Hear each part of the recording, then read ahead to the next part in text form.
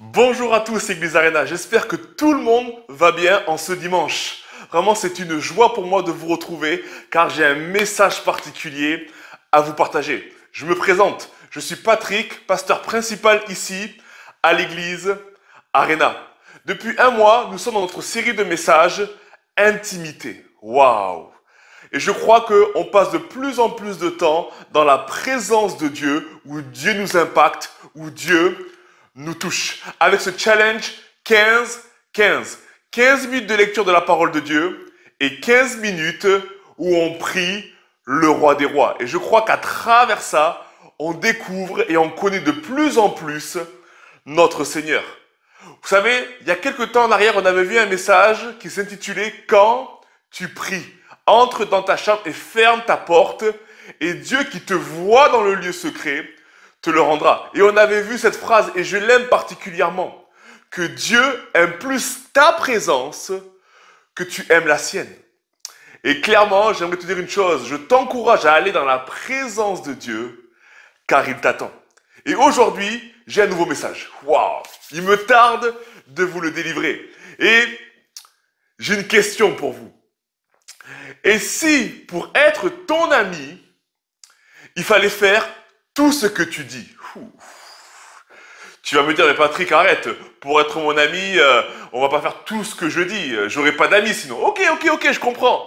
Je continue, je pousse un peu. Et si pour être ton ami, il fallait presque être ton esclave?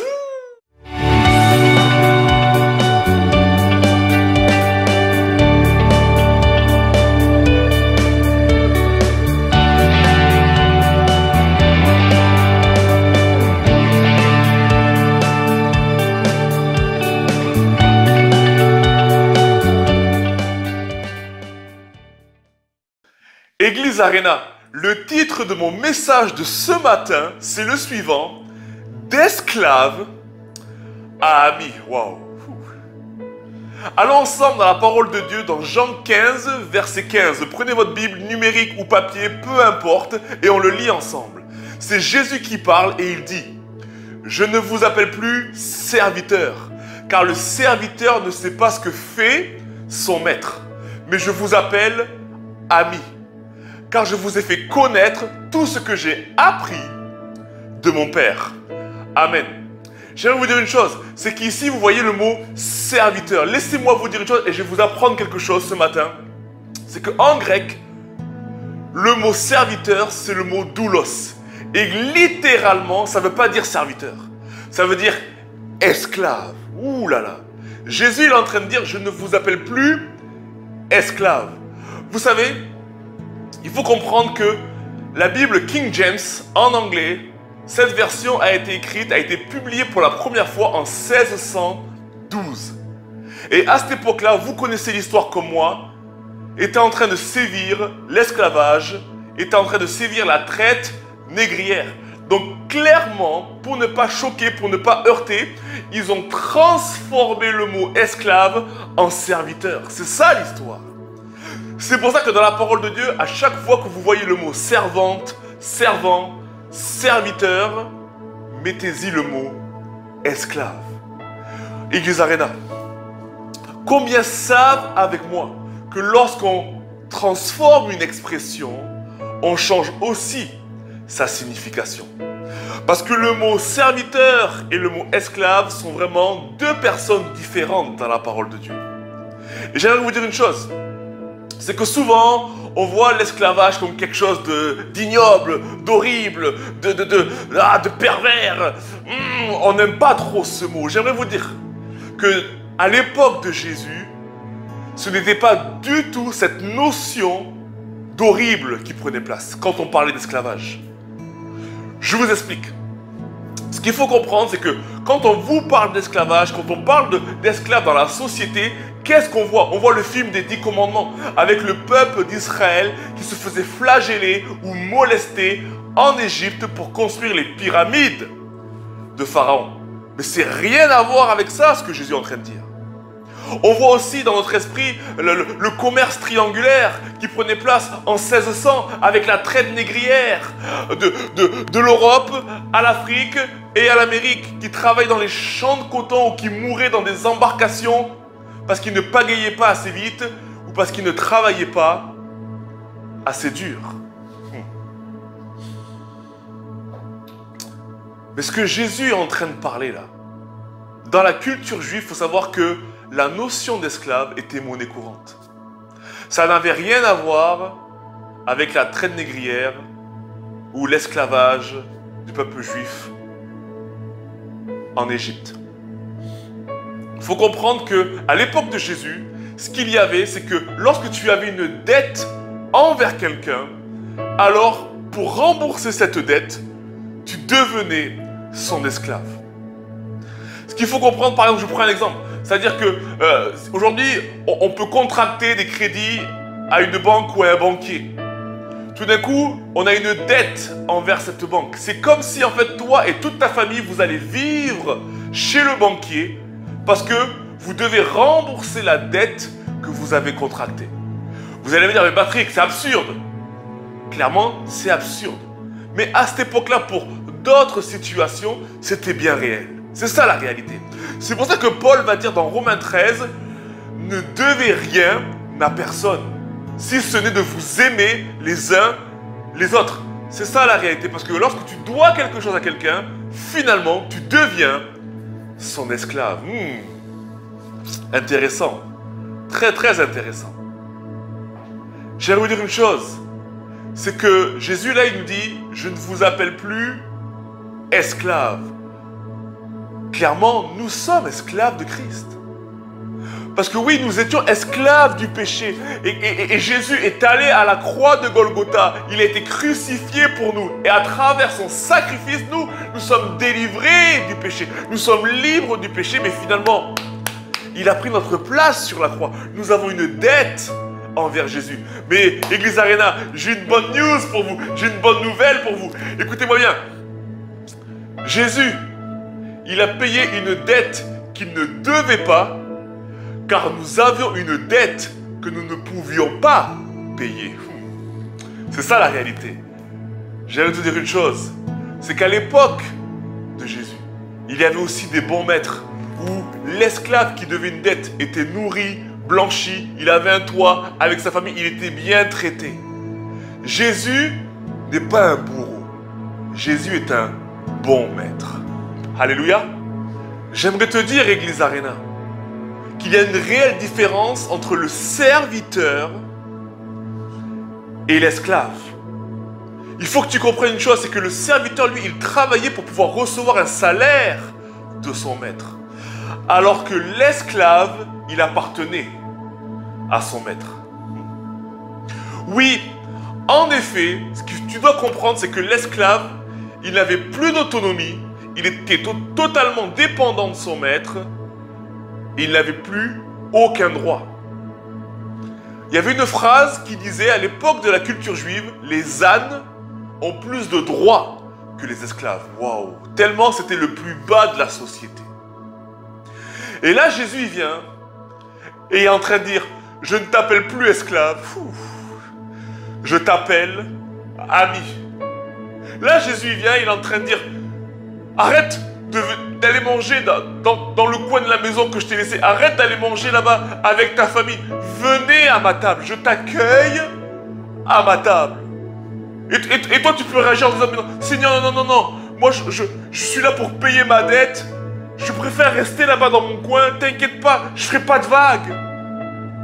Mais le Seigneur est en train de te dire, non, non, non, tu comprends pas toi non plus. Viens, je t'appelle plus esclave. Je veux que tu sois mon ami, je t'appelle ami, viens à ma table, viens manger à ma table. Et toi tu peux être là, mais non, mon Seigneur, moi je mérite pas d'être à ta table. Au contraire, regarde toutes les erreurs que j'ai faites. Je suis juste là, laisse-moi juste rembourser ma dette. Me parle plus de dette, elle est déjà payée. Moi je t'appelle ami, mais non, mais Seigneur, mais tu comprends pas avec tous les péchés que j'ai fait, toutes les choses où j'ai chuté à chaque fois, je refais les mêmes erreurs et je suis encore en train d'en payer les conséquences. Seigneur, juste laisse-moi rembourser ma dette. Mais le Seigneur, il te dit, tu comprends pas. Juste viens à ma table. Parce que j'ai des choses que j'ai apprises de mon Père. Et j'aimerais te les partager. Je veux qu'on soit amis. Seigneur, mais moi je me dégoûte. Je me dégoûte, Seigneur. Je suis fatigué, Seigneur, mon Dieu, mon roi. Et je préfère rester juste. Je ferai tout ce que tu me diras.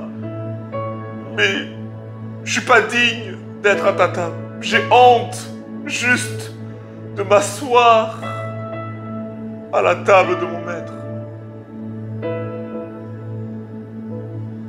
J'ai des choses à te partager. J'ai des secrets à te chuchoter. Viens t'asseoir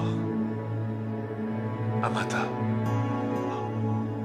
Je vais vous dire, Église Arena, c'est pour ça que Dieu ne nous appelle plus esclaves. Il nous appelle amis. Vous savez, l'esclave, comme diraient les Anglais, il est task-oriented. Il est axé sur les tâches à faire. Alors que l'ami, il est axé sur l'amour à donner. L'esclave obtient une faveur par ce qu'il fait. L'ami obtient une faveur par sa façon d'aimer. Wow. Oui, Église Arena, j'aimerais te dire une chose. C'est que tu peux même pas t'imaginer ce que Dieu, dans la Bible, a fait pour ses amis. Quand je considère la vie d'Abraham, lorsque Dieu allait détruire Sodome et Gomorrhe, lui qui est Dieu, lui qui fait ce qu'il veut, lui qui n'a besoin de personne pour accomplir ses plans, j'aimerais te dire une chose, c'est que dans Genèse 18, verset 17, la Bible nous dit « Cacherai-je ce que je vais faire à Abraham, dit l'Éternel ». Il en a parlé d'abord à Abraham, et tu connais l'histoire. Jacques 2, verset 23, c'est Jacques qui nous en parle, nous dit que le surnom d'Abraham, c'était l'ami de Dieu. Waouh. Vous savez, je prends encore un personnage. Quand je prends David, la Bible nous dit que David, c'était l'homme selon le cœur de Dieu. En anglais, c'est encore mieux, c'est l'homme after God. Après le cœur de Dieu. Il était là dans les montagnes, souvent à paître ses brebis et à créer avec sa harpe des chants pour la gloire de Dieu, à créer des poèmes qu'on appelle aujourd'hui les psaumes dans la parole de Dieu. Et lui, ça c'est extraordinaire. Il y avait tellement de prophéties qui annonçaient la venue de Jésus, la venue du Messie. Et il y en a une qui dit que je l'appellerai le fils de David pour l'éternité. Waouh, extraordinaire. Je ne vous cache pas l'histoire de Moïse, qui après avoir délivré le peuple d'Israël d'Égypte, le peuple d'Israël avait fait n'importe quoi dans la vallée, ils avaient fait une idole. Au lieu d'adorer Dieu, ils voulaient adorer encore des idoles. Et Moïse est parti plaider la cause de son peuple auprès de Dieu. Waouh, Dieu voulait les exterminer, Dieu voulait anéantir le péché. Et à travers l'intercession de Moïse, la Bible dit qu'il parlait avec Dieu face à face. À travers l'intercession de Moïse, Dieu a changé d'avis. Je veux, moi, ce degré d'intimité avec Dieu. Je veux avoir ce degré d'amitié avec Dieu. Je suis sûr que sur la terre, il y a un chrétien tellement proche de Dieu à qui Dieu a parlé que le coronavirus allait arriver en 2020. J'en suis sûr et certain, frère. J'en suis sûr et certain, Église Arena. Sûr et certain. Parce que Dieu, lui, il révèle à ses amis. Lorsque Jésus t'amène dans son cercle d'amis, il veut te révéler des choses cachées que tu ne connais pas. C'est ça que la parole de Dieu dit. Vous savez, beaucoup, vous lisez ou vous écoutez les journaux. Mais j'aimerais vous dire une chose, faites attention parce que les journaux donnent des informations alors que Dieu lui donne des révélations. Wow. C'est ça la réalité. Alors moi je te pose une question. Ça fait combien de temps que tu n'as pas prié? Ça fait combien de temps que tu n'as pas passé de temps dans la présence de Dieu? Ça fait combien de temps que Dieu t'a pas parlé? Ça fait combien de temps que Dieu t'a rien révélé par rapport à ta vie? Ça devrait te manquer.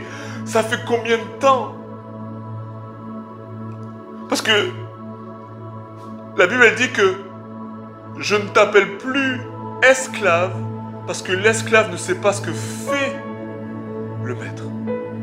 Mais je t'appelle ami parce que j'ai appris des choses de mon père que je dois te partager.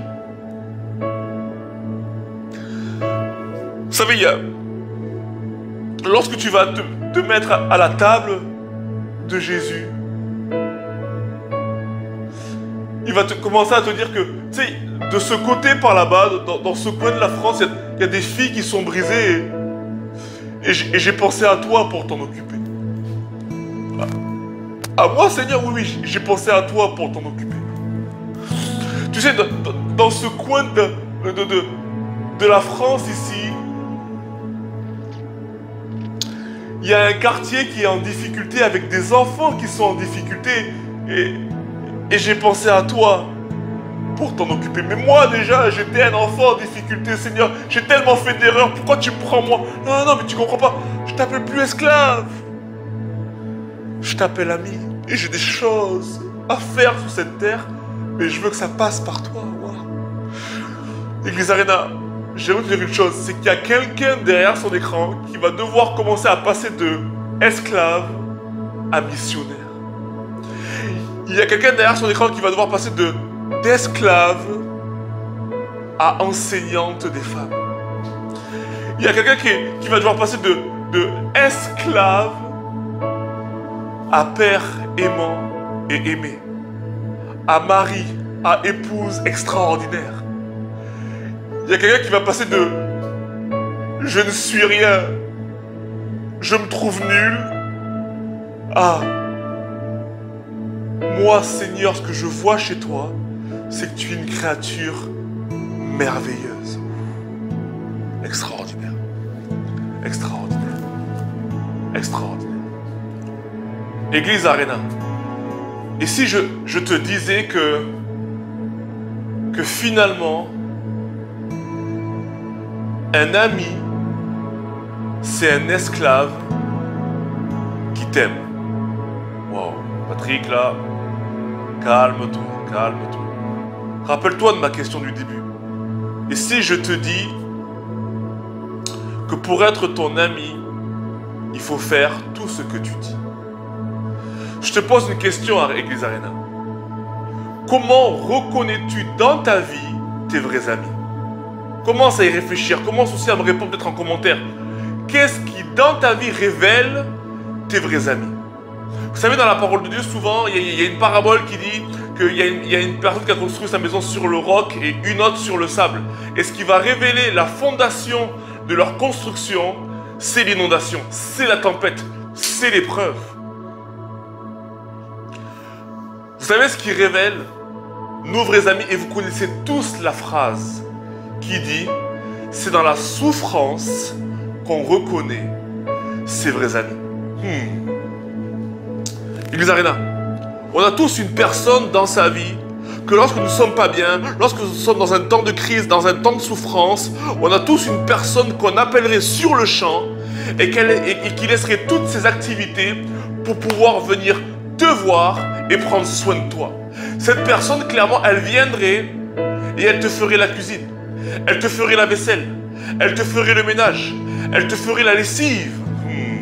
Vrai ou faux? Vrai ou faux? Réponds-moi, réponds-moi. Si c'est faux, tu me le dis. Si c'est vrai, tu me le dis aussi. Etc. Cette personne, elle continuerait. Elle t'amènerait les enfants à l'école. Elle ferait les devoirs de tes enfants. Parce que toi, tu es pas bien. Parce que toi, tu es en crise. Parce que toi, ça ne va pas. Cette personne, elle te consolerait. Elle t'écouterait. Elle serait là pour toi. Cette personne ne serait pas payée du tout. Elle est là pour toi. Si tu es malade et que tu ne peux pas te déplacer, et je sais que c'est arrivé à certaines personnes ici, dans ce monde, cette personne, tu sais ce qu'elle ferait? Elle t'amènerait à la douche, elle te porterait jusqu'à la douche. Oui, réponds. Et elle te doucherait. Elle te doucherait, cette personne. Waouh! Et tu sais comment toi tu appellerais cette personne? Oui, tu sais où je vais. Tu sais comment toi tu l'appellerais cette personne? ma meilleure amie. Mon meilleur ami. Et tu dirais, c'est normal. C'est ma meilleure amie. Vous savez, d'extérieur, à quoi ça peut ressembler ce genre de situation, ce genre d'attitude? Quelqu'un qui te fait tout à la maison. Parce que toi, tu lui dis, ah, j'ai besoin de cuisine, j'ai besoin pour les enfants, j'ai besoin pour me laver. Tu es en train de faire tout ce que tu dis. Ça ressemble à une attitude d'esclave.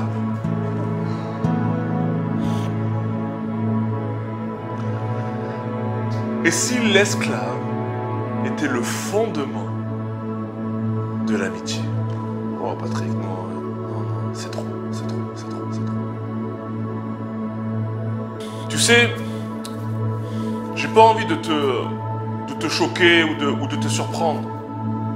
Mais j'aimerais te dire une chose, c'est que tu ressembles plus à Jésus que tu veux bien l'admettre. Tu ressembles plus à Christ que tu le sais toi-même. Ici, on a vu que finalement, tes amis se révèlent quand tu es dans la souffrance et ils font tout ce que tu dis dans une situation particulière. On a lu Jean 15,15 au début. Est-ce que tu connais le verset qui est juste avant, juste au-dessus? Jean 15, verset 14. C'est Jésus qui parle aussi et qui va dire « Vous êtes mes amis si vous faites tout ce que je vous commande. » Waouh! Alors, convaincu? Oui, tu ressembles à Christ. Et à un moment dans ta vie, tes amis, tes vrais amis vont se révéler lorsque tu en auras le plus besoin et ils vont faire tout ce que tu leur commandes. Et je finirai avec cette phrase que j'ai écrite dans mon notebook qui dit « L'ami de Dieu est une personne qui fait tout ce que Dieu dit et à qui Dieu révèle les merveilles qu'il va faire et qu'il va accomplir avec lui. » Les Arénas, que Dieu vous bénisse.